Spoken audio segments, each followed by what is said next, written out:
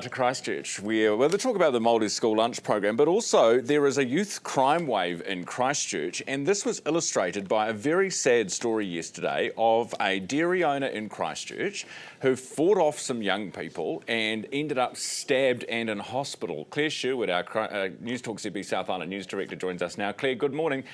This poor dairy owner has had it a number of times now.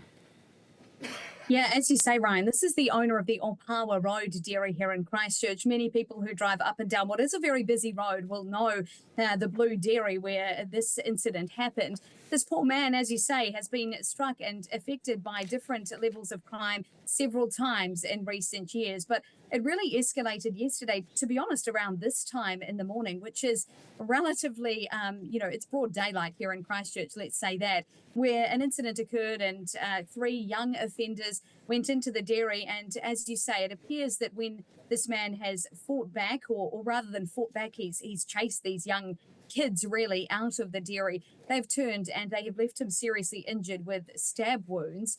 Yesterday, we knew that the dairy had been closed for the day.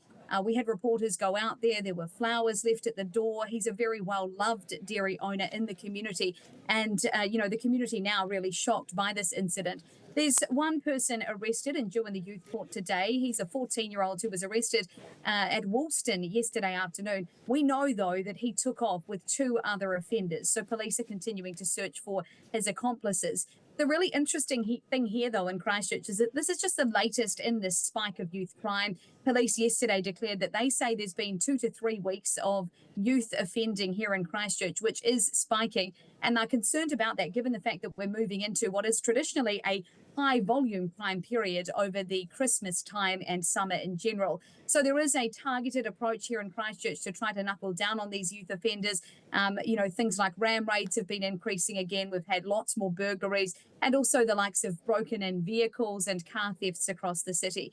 Police say that they're working with Oranga Tamariki as well, but it needs to go beyond just interagency. And Tasha Penny wants to see us working with whānau and communities to try to knuckle down on this.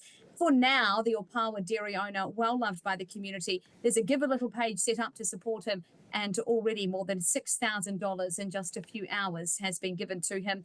It's not going to make a difference, though, in terms of the harm that he's endured. And just finally, a little update on this. And we are going to speak to the principal after 8 this morning, Claire, but this mouldy, rancid food story out of Christchurch. There has been a story with a lot of adjectives this week, Ryan, and this is it. We've had rancid, we've had dead looking, we've had furry food, and we've even gone as far as you've had the minister on a short time ago, David Seymour, referring to this principal, Peggy Burrows, as being a frequent flyer. Now, she does feature in a lot of news articles. She is very critical of government policy and has been for some time. That said, she is the principal of Haiata, which is located here in Christchurch in Aranui. In the old language, it would be considered a very low decile school. It's one of our most, socio-economically, low-lying schools in terms of communities. And those students have been really impacted by this mouldy lunch situation. I guess regardless of who's responsible, whether it be the school lunch provider or the school mismanagement of food, and perhaps we need to see the video footage to confirm that. Either way, there's a lot of kids who went hungry this week, who potentially risked falling sick this week as a result. So I think New Zealand Food Safety is right in saying that we need to get to the bottom of how it happened and obviously stop it happening again. Absolutely. Claire, appreciate your time this morning. Thank you. Claire Sherwood, who is our Newstalk ZB South Island News Director.